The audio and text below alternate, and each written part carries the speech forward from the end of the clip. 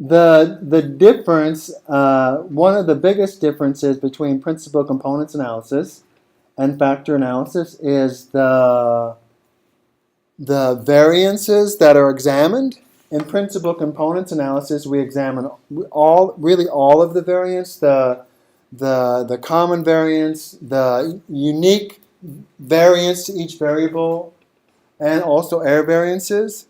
With factor analysis, we're only examining the common variances. So only the variability which moves sort of together amongst our group of variables is examined with factor analysis. With principal components analysis, we're not excluding any variance. We're examining all of the variance, including error variance amongst the variables, and variance that's unique to each of the variables that may not covary with one of the other variables. Mathematically, that's the biggest difference. And that's also the reason why some people will argue that, well, we should never use principal components analysis because we never are interested in their variances or unique variances. We're only interested in common variances. And there's something to be said for that argument, although it certainly is not widely believed by the research community that we should never use principal components analysis and we should only use factor analysis because of that reason. But that's the reason that I've heard probably most frequently.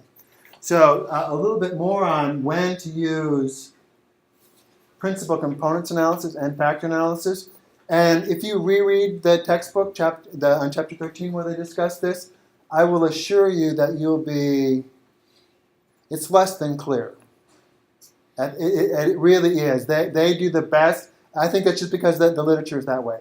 I think the authors do the best job possible of trying to articulate when you should use principal components analysis and when you should use factor analysis. But at the end of the day, what they say, good data with some strong correlations amongst the variables will lead to very similar results. So it really doesn't matter all that much. And that's sort of where I'm at too, that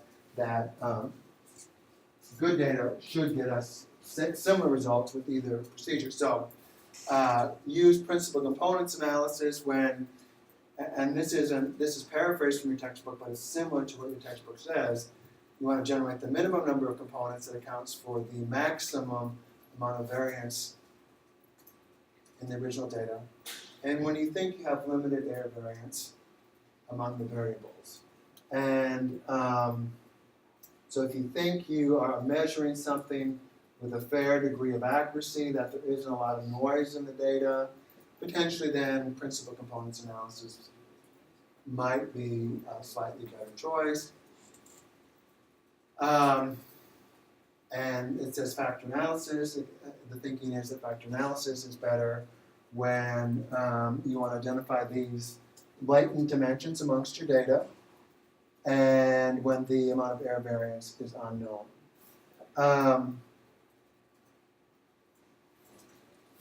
I think I've stated this several times, and if you look at reread the section in the textbook when they talk about when to use which, you'll clearly see that there's no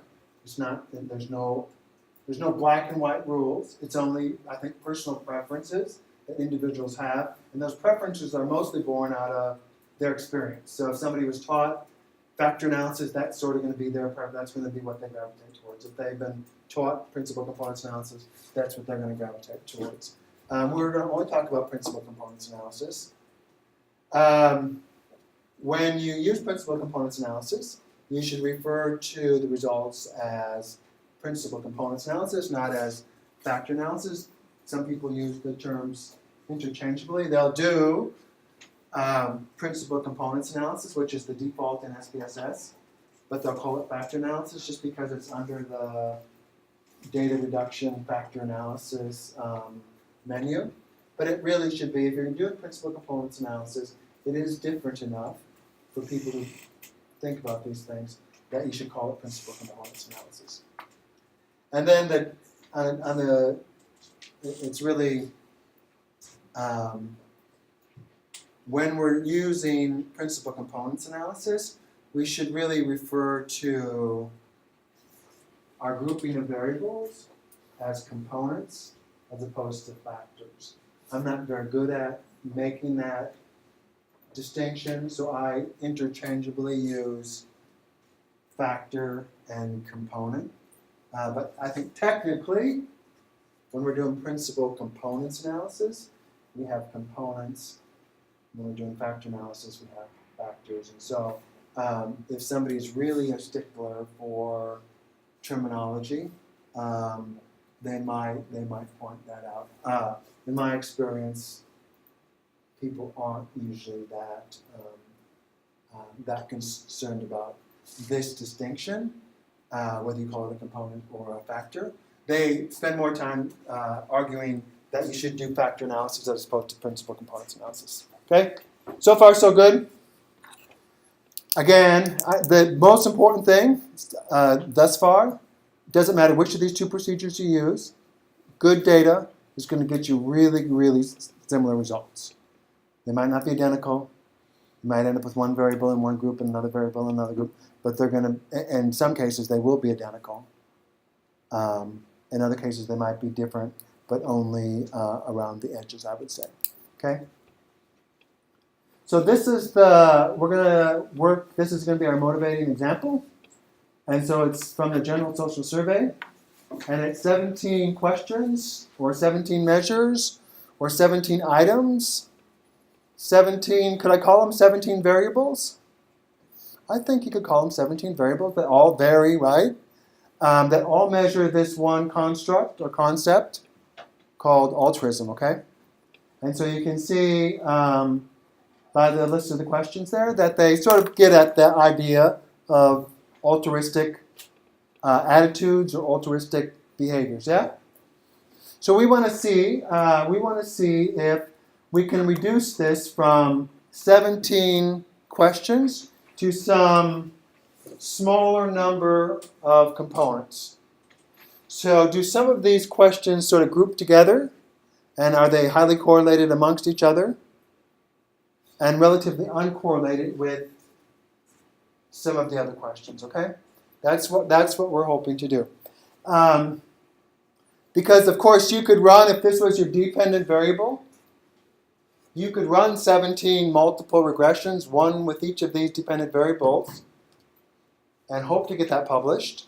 I would think in most journals that would not get you good marks. They might ask you to redo that and probably ask you to somehow reduce those 17 regression analyses to some smaller number. And the most reasonable way to reduce that to some smaller number is to, well, let's check to see if some of these variables correlate highly amongst each other and are relatively have relatively lower correlation across the different components. Questions? Make sense? Seems like a reasonable set of data. Some of them are measured on 1 to 6. Some of them are measured on 1 to 5. Doesn't make any difference for factor analysis. The only thing that will matter is if they're reverse coded.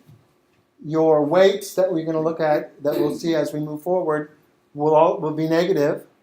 And if a weight is negative, you'll want to reverse code that so that when you sum, because that probably be ultimately what you'll do is sum together all of the items that make it into one component. And if for one of the items, small numbers mean large amount, and the other ones, small numbers mean small amounts, that's going to give you garbage. So make sure the size of the Likert scale doesn't matter, but if they're reverse coded, you should do the reverse coding. Or at least if you don't really have to, it's just when you see the negative sign when you're working through the analyses, then you'll know that, hey, I need to reverse code that, and you can reverse code it then. All it does is put a negative sign in front of it. Michael, do you have a question? Yeah, is the difference between this and multicollinearity that multicollinearity is for IVs only? multicollinarity is for IVs, yes. So that part is correct. Multicollinarity only deals with correlation, high correlation amongst independent variables in a regression context, right? Is where we most likely are to bring up that topic. This is not that, in that it's not a regression context, completely different context. We might do ANOVA, we might do, it could be that the principal components analysis is going to be all that we're going to do, is going to be, we're going to write a paper on how we measure some new thing, and you're going to make an argument for your measure. And so it could be, this could be the end of the work. So it's, and these things clearly are correlated. So I sort of see where you're getting the collinarity or multicollinarity, but you really should not conflate or think about multicollinarity in this context, because it's not an issue that will be brought up in the context of at least doing principal components analysis. Only if we were to potentially use this in some regression analysis, then it would come up, okay? Good question. Other questions?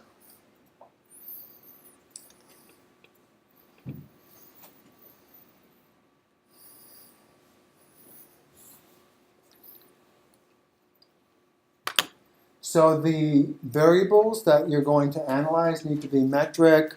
That is either ratio or interval, or at least you're willing to conclude that they're ratio or interval. A lot of people will quibble that Likert scales are not, interval level data. I'm willing in this case, and most people are willing, to consider them to be interval-like or interval-like enough to satisfy this requirement. The missing data needs to be missing completely at random. You should assess the data for univariate and multivariate outliers. How many cases should you have? No black and white rules. 300 would be a good number.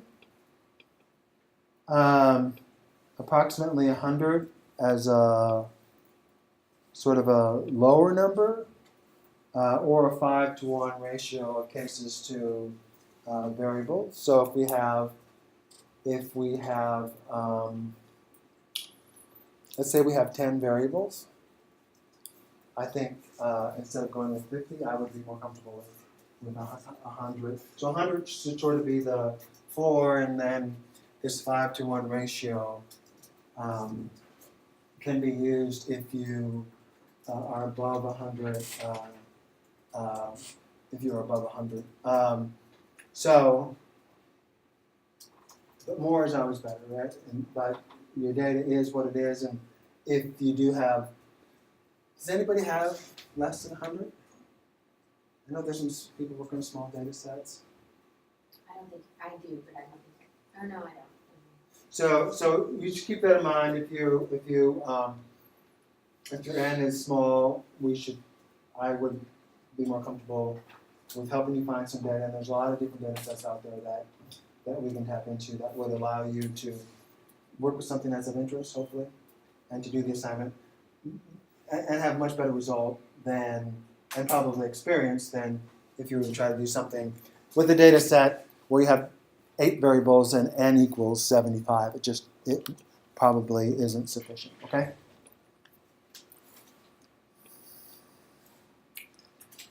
So, and we're going to, I just want to talk about some of these, then I'll sort of walk through how to run the factor analysis, and then we're going to come back and speak to these in some more detail.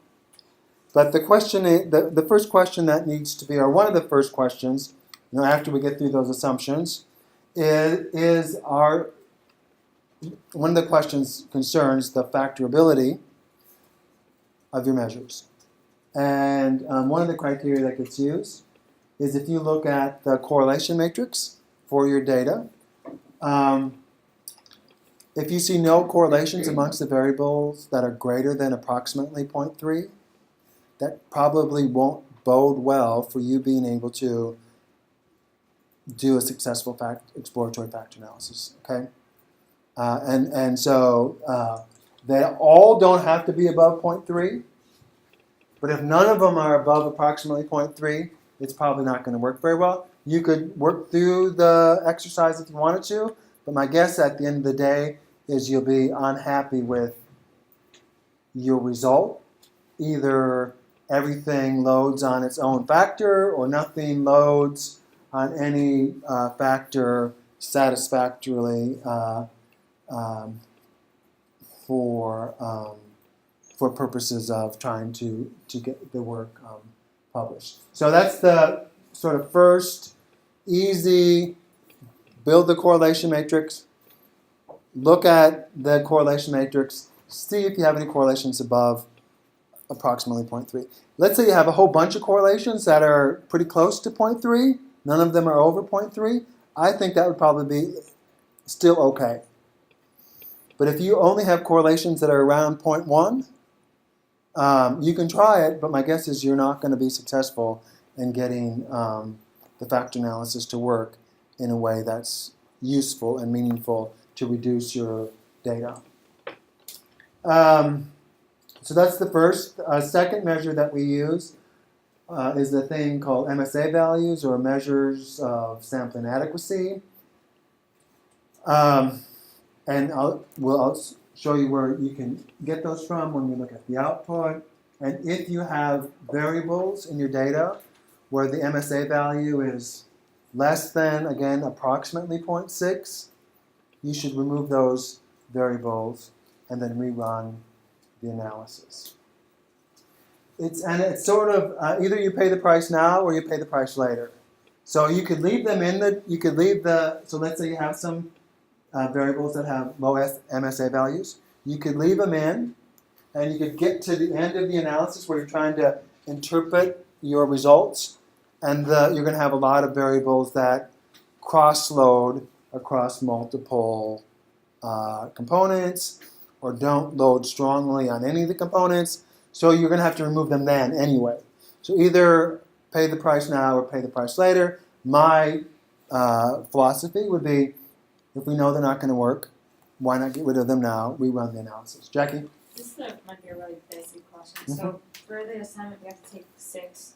A minimum of 6. So we take those 6, and then from those we do the correlation matrix and that? Yeah. Is it? Yep. Okay. And then what happens if... Alright, never mind. And what happens if, let's say, you have 6 variables, and none of the correlations amongst those 6 variables are greater than 0.2? What would you do? Pick it up at 6. Yeah, I think you need to pick up a difference.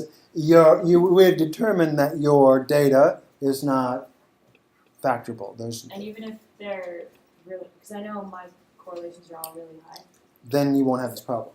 Okay. So it's not a problem in either direction then? If they're like really, really high, it's not a problem either? Less of a problem. It becomes more of a sort of logical problem in that if you have a whole bunch of variables that are all correlated at 0.9 something, they're all essentially measuring very similar things, but that Is it that wouldn't, how it it's wouldn't done? preclude you doing factor analysis. Because it would, but I mean, would that be able to, like logically, that's not going to be able to group them into different groups? If they're all at 0.95, no, but my guess is there's probably some variation amongst them. So there's really no real good way to test that other than just doing it. But if you have a whole bunch of correlations and all of them are a bunch less than 0.2, there's no sense in even trying to do the factor analysis. You can if you just have time to kill, but if you build the correlation matrix, see that there's nothing that's even close to 0.3, I would find some different data. Instead of running through all of the steps with that data, and at the end of the day find out that it's not going to work. You'll just have wasted the better part of a couple hours probably. So far so good? Everybody awake? No? Is today like a federal holiday? Columbus Day, isn't it? No mail today, no. What's that? It's terrible outside. But it's going to be, the rain is good though, right? Nobody has wet feet? No? I do. Do you have wet feet? Oh, there, you have shoes off. What, you stepped right in the big puddle of both the feet? No, it just accumulated over the day. Oh, okay. Well, I hope they get dry. I do too.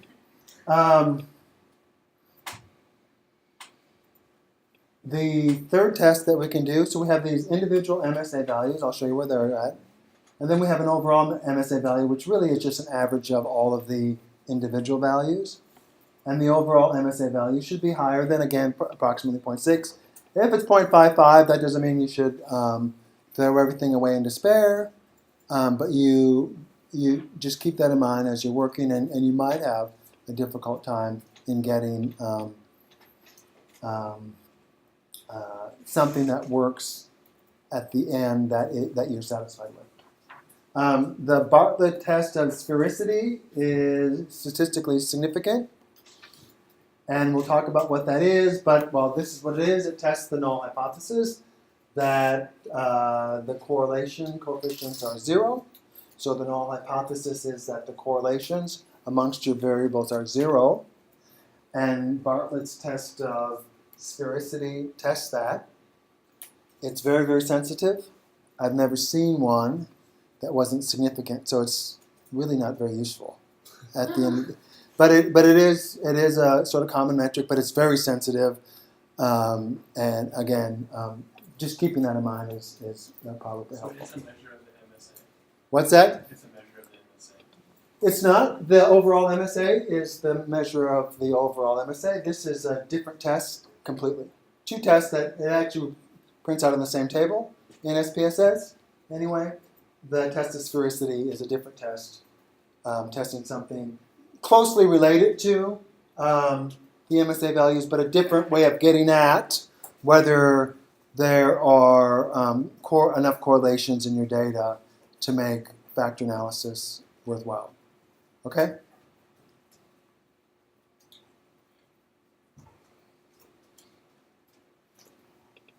So the only thing that I'll note before we move on is we're going to look at the individual MSA values, and what I would encourage you to do is to look at those values, and if you see some that are low, below approximately 0.6, start with the lowest one, exclude it from the analysis, run the analysis again, look at all of the MSA values again, see if you have any that are below approximately 0.6. If you do, exclude it from the analysis, run the analysis again. Does that make sense? And so I wouldn't get rid of all of them at one time. I would just start with the lowest one, because when you get rid of the lowest one, it might change things enough where you don't have to get rid of another one. But I also would get rid of them at this stage as opposed to later, okay? But get rid of them one at a time. And this is where you can easily run your analysis 5 or 6 times, getting rid of variables that don't fit or items that don't fit. And that's where you get a whole bunch of output, and you don't need to interpret all that output. And I certainly don't want to see all of that output.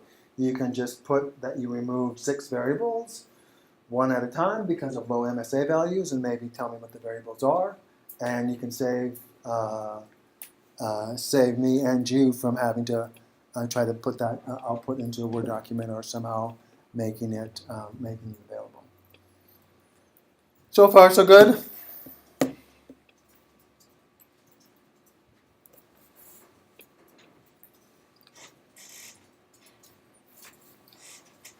So as I indicated, the solution, and whether you're doing factor analysis or principal components analysis, it would work the same. It's usually an iterative process that requires several steps or several loops, doing the same steps a couple different times. And we'll just run through a couple of these screenshots, and then I'll just open up SPSS, show you how to do it in SPSS, and then we'll come back to the slides and maybe put back and forth between the slides and some of the output that I've excluded from the slides. So principal components analysis is found under the Analyze Dimension Reduction menu, and so you can't miss it. It's down a little bit further from regression, but maybe halfway through all of those different potential procedures you can run. And this is what I would suggest, that under descriptive statistics, you should check these 5 boxes, and this will give you the, with the exception of initial solution, these will give you the information you need to determine whether your items are factorable or not. Under this extraction menu, the default is principal components analysis, which is what we're doing. If you click on that little menu, you'll find several other methods there, and those would all be forms of factor analysis. So there's one form of principal components analysis. There's several different forms of factor analysis, principal factors being one of them, maximum likelihood being another one. But I don't remember off the top of my head how many different forms of factor analysis, but that can stay the default. Later on, we might have to come back and change this extraction criteria, but by default, SPSS extracts components based on eigenvalues greater than 1, and that's a good starting point until we have evidences indicate that maybe that isn't the best number, which we might get in many cases we'll get that as we move forward. So we might have to come back to this screen and make a change. So that says third. So that was first, that's second, this is third, that's a note, and then finally, okay. So third, under the factor under rotation, you get a menu that looks like this. And rotation is just a way of helping to clarify the relationships amongst the variables in the different components and their relationship with other components. It really accentuates the differences without mathematically changing the overall structure. So it's a way to make your results easier to interpret. And so, again, the textbook makes this abundantly clear. Type of rotation is a personal preference, but with good data, whether you use an orthogonal, meaning uncorrelated, or oblique, meaning correlated, form of rotation, you should get very similar results. I tend to start with Verimax as it's the most common, at least in my experience and as indicated by the authors of your textbook. And again, with good data, there should be little differences across rotational methods. Substantively, the conclusion should be very similar. The coefficients might move up or down some, but the components that they load on should be fairly consistent, regardless of the rotation method. Do you always start with the rotation, or do you run it through once without rotation and then go through and see if it makes sense? You could. Rotation always makes it better. And I always just look at the rotated matrix. You could start with the unrotated matrix to see if that was. Sometimes if you have really good data, that would you could interpret your factor structure or your component structure just based on the unrotated matrix. But I always just look at, I don't even usually spend very much time looking at the non-rotated solution, because the rotated solution just makes things much clearer in my experience. Good question. Finally, under options, it's useful to click sort by size and then press small coefficients. And this number, I don't know what the default is, or if it defaults to 0.1 or defaults to 0. I put 0.1 here. You can play around with that, and it just makes the solution easier the table easier to read, because it sorts things by size. Higher coefficients are sorted first, so the first column starts at the highest loading, and all of the variables that load on a given factor or given component are in that column. And then it just doesn't print small coefficients that are not needed in the interpretation anyway, because if they're below a certain size, they're just not useful in interpretation. So that's a personal preference, but that's what I will show as we move forward. Questions?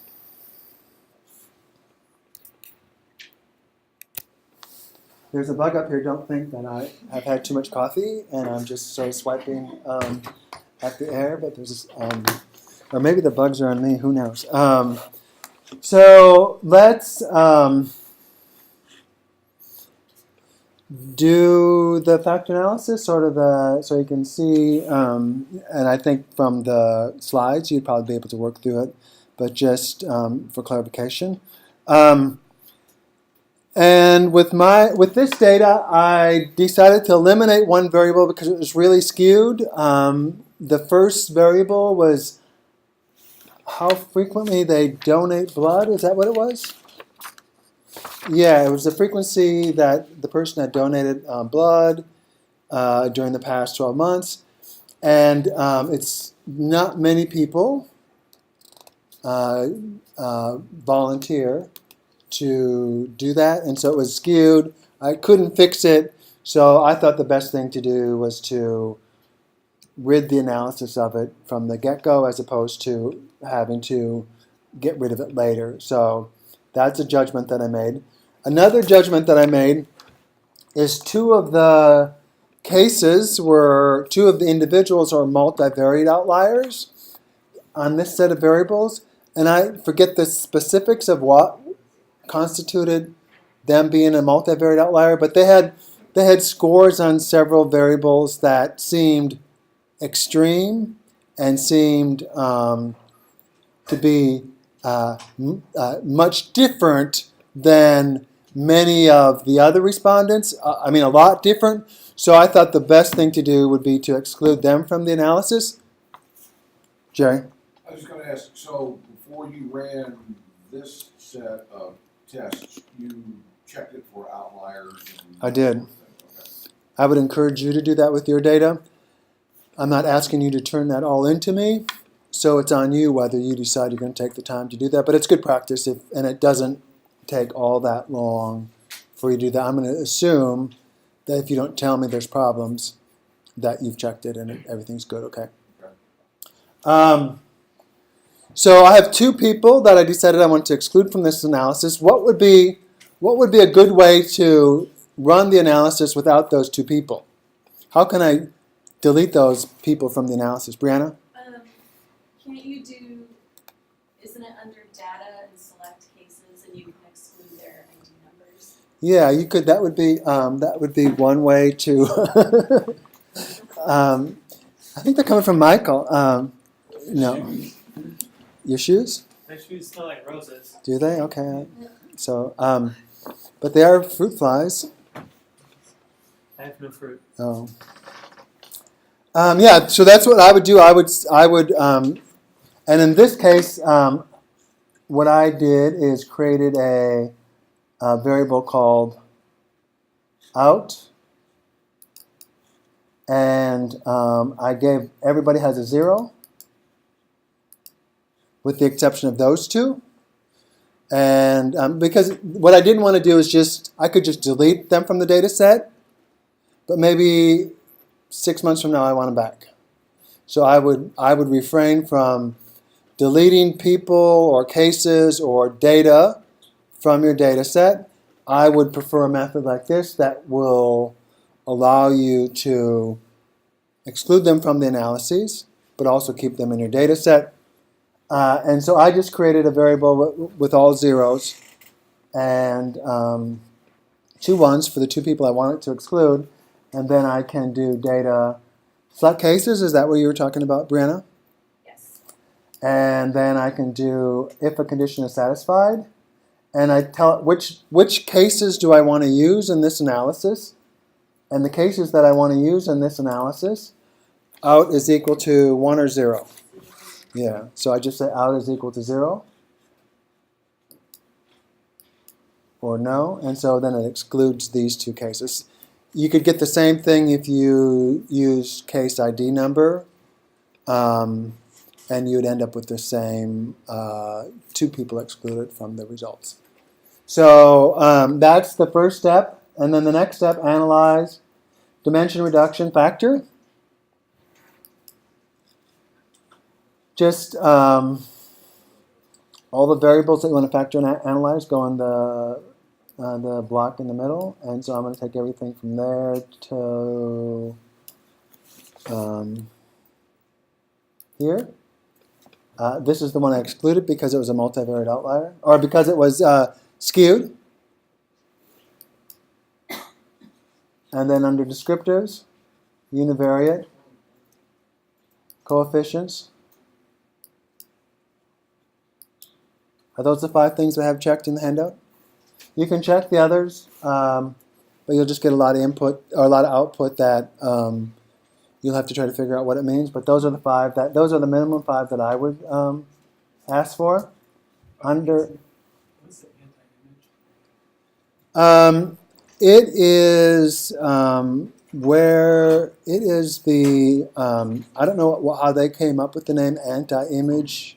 Why they use anti-image, but it is the correlations amongst the variables controlling for all of the other variables in the analysis. So we'll look at it in some detail here in a few minutes, but I don't know where the terminology, it doesn't seem like I would call it an anti-image matrix, but that's what it technically is called, and that's where we'll get the MSA values from, and we'll be able to talk about a little bit about its origins and how the correlations are calculated. In terms of extraction, we're going to do principal components. We're going to do eigenvalues greater than 1, and we're going to ask for a scree plot. Okay, scree plot will be when we talk about number of components to extract. Scree plot is one of the methods we use to determine how many components to extract. Rotation, that would be my default setting. If you wanted to try something different, I would suggest that and leave this delta at 0. But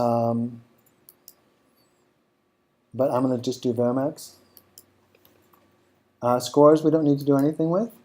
And then I want to sort precise, and then I'm going to suppress small coefficient set, and so 0.1 is the default there, it looks like. And I'm going to run that, and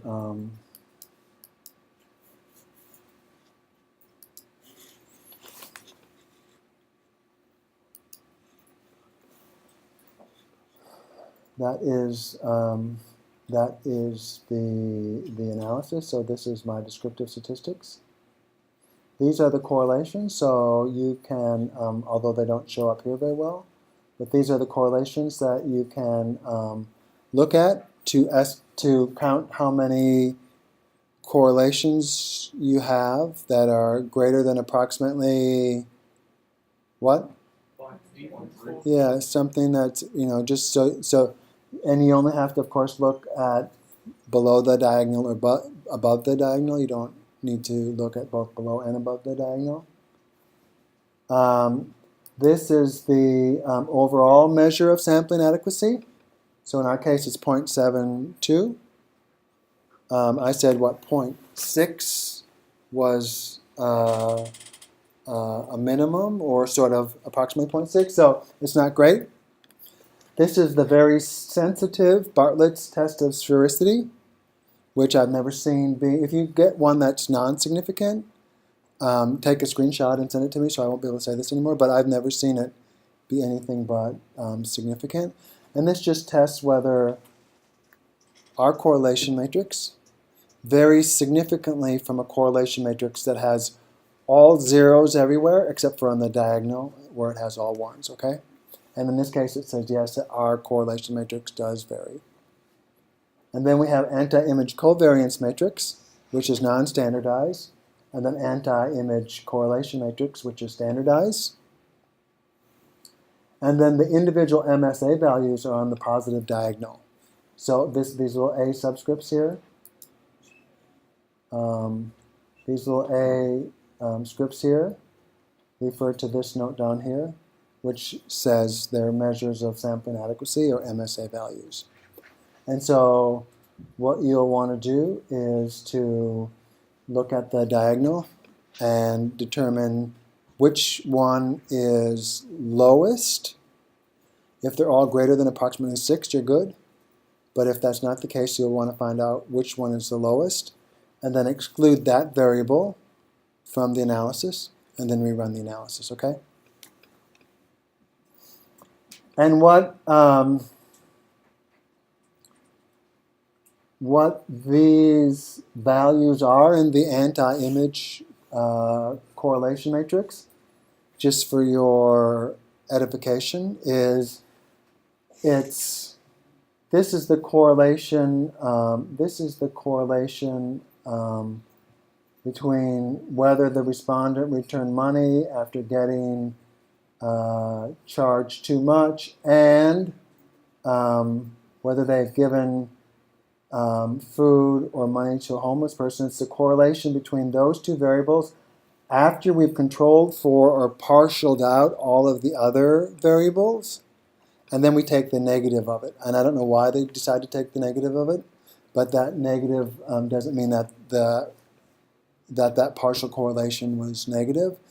In the anti-image matrix, they just take the negative of it. So if it's positive, that really means it's negative. If it's negative, it really means it was a positive correlation.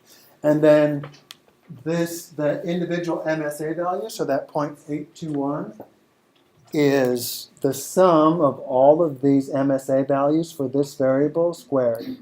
So if we take all of these MSA values and then sum, so all of these MSA values on this top row, squared and sum those, they're going to come to 0.821, okay? So that's where the individual MSA values come from. It's just the squared sum of all of the partial correlations, meaning we've controlled for or partialed out all of the other variables in the analyses.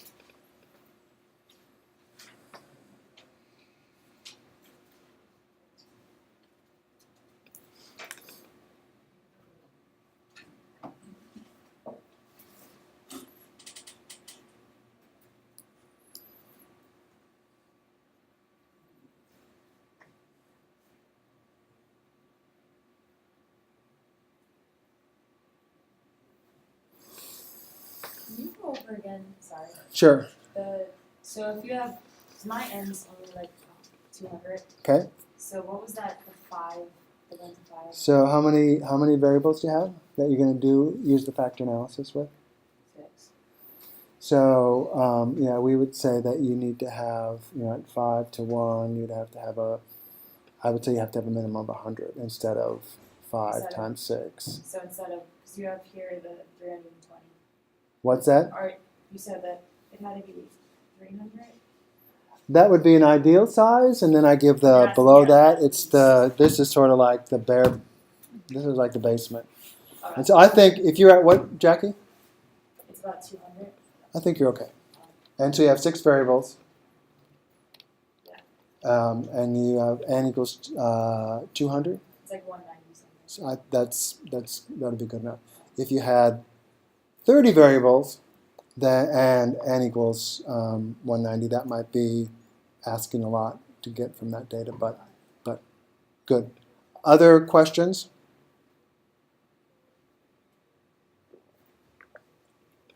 So far, so good. Will everybody be able to get this far, I assume? Anybody concerned? Anything else you want me to go over again?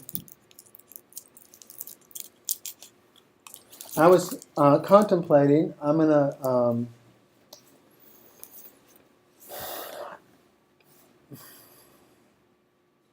somebody square up if somebody's working on, is anybody working on, somebody got a calculator and they have, well, I'll do it on a break.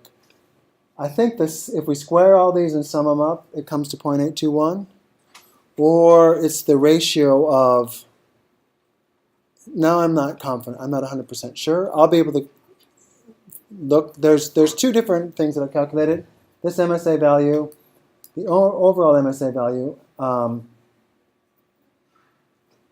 and this communality, and one of them is the sum of that, squared sum, and the other one is the ratio. That so I might have, don't take that to the bank. I'll find out and I'll let you know what the formula is for the individual MSA values, okay? But the bottom line is these MSA values should be greater than about 0.6. If they're not, I would encourage you to delete the lowest one from the data and then rerun the analysis, okay?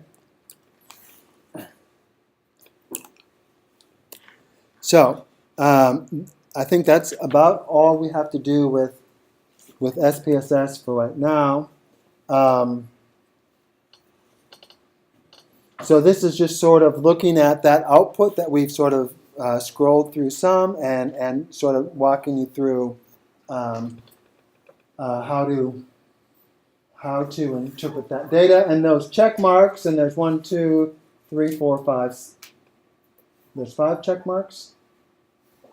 Those 5 check marks are the 5 criteria that we're examining that we'll work through. So my n equals 320, and I know that from this table right here. The listwise n is 320, so I think that's a decent size n for this number of variables.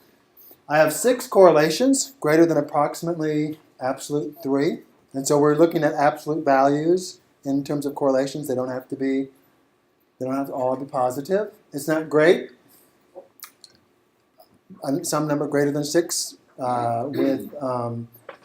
with what do I have, 17 variables, or maybe 16 variables after I deleted the one. Some number greater than 6 probably would be better. And you'll see as we progress this factors, but the end results are nothing that you would write home about, or sort of the end results end up being less than desirable. We end up having to delete a lot of variables because they just don't fit anywhere very well. We end up with only a small number of variables at the end. Small, I think, meaning 7 or 8 that fit on a couple different factors. But that's just the way. That this particular problem worked out. And so I say the 6 correlations greater than absolute 0.3 is not great.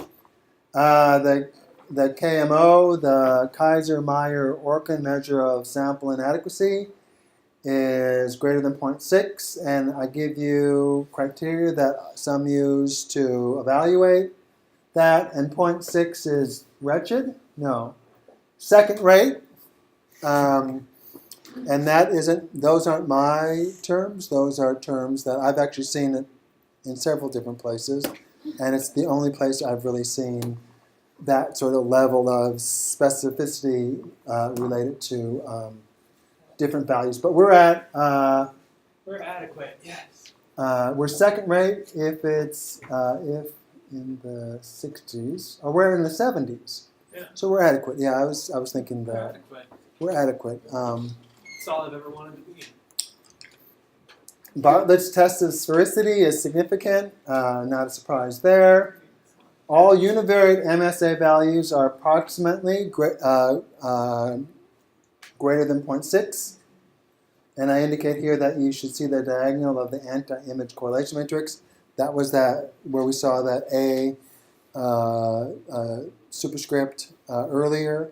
And so you should, you just proves that diagonal. And if you have, what if you have one that's 0.55? Are you going to delete it? I don't think I would. This is just approximately. And so what if it's 0.5? I think I probably maybe would look at this final solution to see if that variable fits anywhere. If it doesn't, then I would remove it. But they're not black and white. It's data exploration, and so you can take some leeway, or you should take some leeway in your interpretation of and understanding of the data. And then this is just a note about starting with the lowest MSA value, delete it, run the analysis again, and then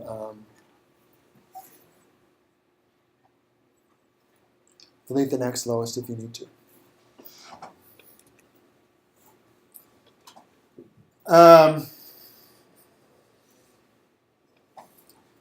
So this is our, now we're working with the solution. We've sort of, and this is the first adjustment that we're making to it, and we're examining the communalities. And the difference between factor analysis and principal components analysis is these initial values are set to this extraction level for factor analysis, and it's set to 1 for principal components analysis. 1 meaning we're using 100% of the variability, not just the common variability, which is what the communalities are assessing. And so the first adjustment we make to the component solution is to examine the communalities. Communalities indicate the percent of variance in the variable that overlaps the variance with the component. Ideally, the derived component should explain at least half of each original variable's variance. So a communality value greater than approximately 0.5 or higher would be best. If one or more of the variables have values less than approximately 0.5, we should delete that variable or the variable that has the lowest communality in that extraction column. Delete the one that has the lowest, and then rerun the analysis. And then look at that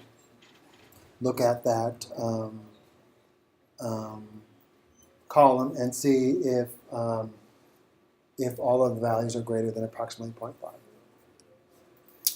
So I had, what was the lowest? Is it 0.43? Yes. Yeah, and so it's, did the respondent give directions to a stranger? Doesn't seem to fit very well. And so, 0.43 is fairly close to 0.5, so it would be your call. In this case, I know if I didn't delete it here, I would end up, because I've worked this analysis before, I would end up deleting it later. So I just deleted, that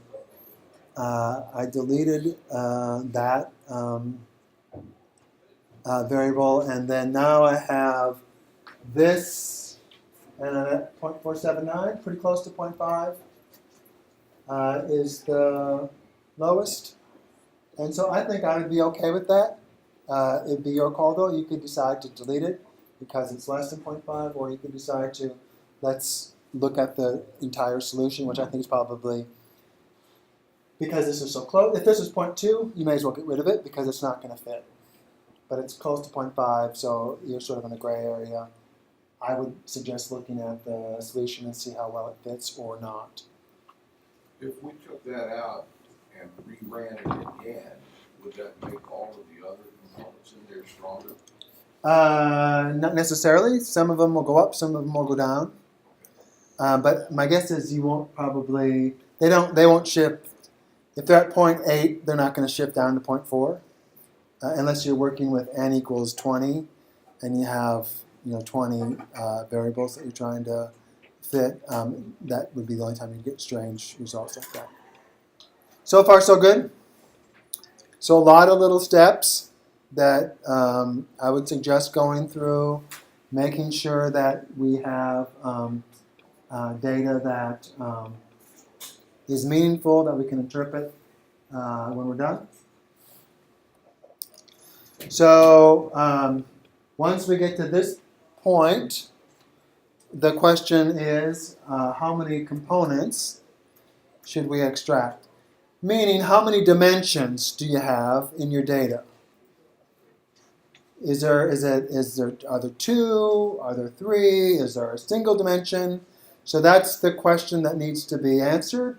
How many components to extract? And we'll use 3 different ways to answer that question. You'll use the same 3 ways for your assignment. And hopefully all 3 converge on a single point that says you should extract 2 components or 3 components or 4 components. My guess is if all 3 of them don't converge on a single point, 2 of the 3 probably will, and that would be that would be what I would use for the criteria for how many components to extract. So it's an important decision. The goal is to account for as much variance as possible in as parsimonious of a model as possible. To account for 100% of the variance in our variables, we'd have to have as many components as we do variables. So in this case, the fit would be perfect, but the parsimony part would be lost.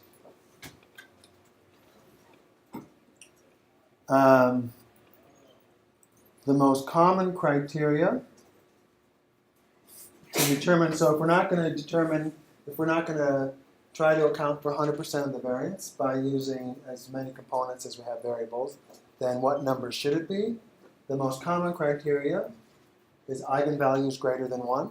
That's what SPSS uses by default. And we looked at that box where you set that value as part of the dialog boxes you go through. And eigenvalues always represent amounts of variance that are being examined or being explained. In principal components analysis, each variable has an eigenvalue of 1, and therefore eigenvalues less than 1 represent less variance than any single item or single question in your data set.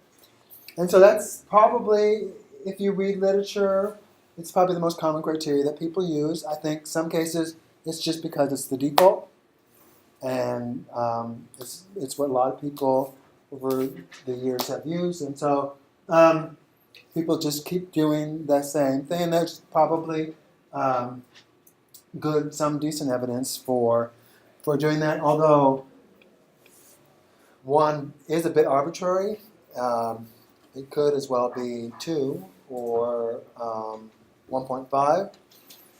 So we'll talk about a way to maybe improve upon this some, or at least not have this be the only criteria that we use. A second criteria, remember we're going to talk about 3 criteria, is Scree test criterion. And so remember we asked for the Scree plot. Anybody know what Scree is? Outdoors people? Really? The rocks that come down the side of the hill. So you have a mountain, and then the rocks that over time sort of tumble down, and they build up. They call that Scree. I was gonna say that. Huh? I was gonna say that. I knew you were gonna. But this is supposed to look sort of like that. So here's the mountain, and this is the rocks that are building up over time. So Scree plot. And with a Scree plot, you can estimate the number of components. Estimate is the operative word there, I think. you can estimate the number of components based on the point that the curve first begins to straighten out. So these are eigenvalues on the y-axis, and this is the highest eigenvalue here. I think it's just a little bit above 3. And then the next component has something about 1.75, and then the next component is this one. So this is the third component, is 1.25. Where does that line, at what component does that line begin to straighten out? 3? Huh? 3? Somebody says so. So between 3 and 4, or between 2 and 3? So between here and here, or here and here? Between 2 and 3. Between 2 and 3. So that's.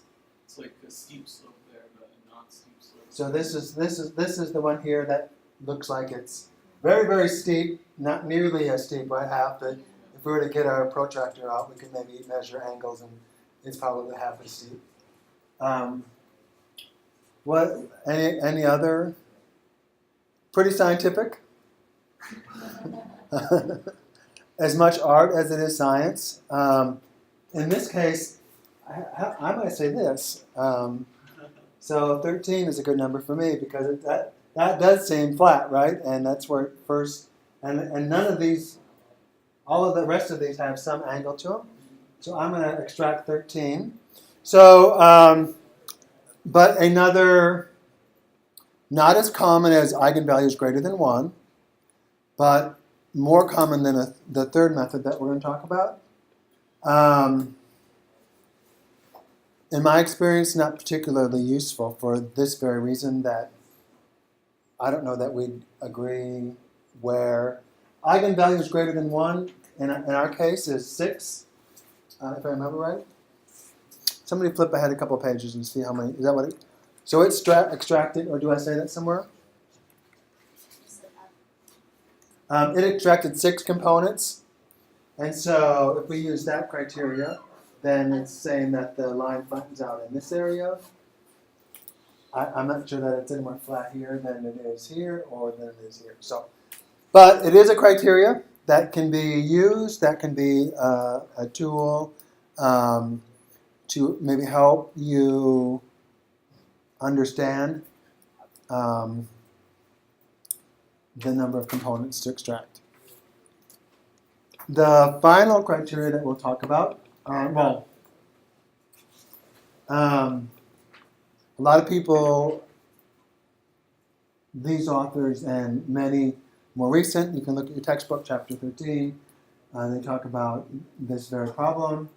They talk about the 1 being arbitrary for the eigenvalues, it's very mechanical. Scree plots, as we talked about, are problematic because in practice, oftentimes it's hard to find sharp demarcations. And this leads to unreliability even amongst experts. So even amongst experts, we could come up with different number of components to extract. And so we're going to use this third procedure called parallel analysis. Your textbook talks about it some. If you saw the PDF notes for today, which I assume you did, there was another file there too, right? A zip file. So that you need to download that zip file and have that on your computer to run this parallel analysis, and I'll tell you what it is and how to. It's a SPSS syntax file. I'll tell you how to use it, and we'll have this third way of determining, and I think the most useful of the 3, to be honest, way of determining how many components to extract. But instead of diving into that with 5 minutes or 4 minutes before the break, let's take a break, and at about 40 minutes after the hour or so, we'll come back and we'll talk about parallel analysis. Okay?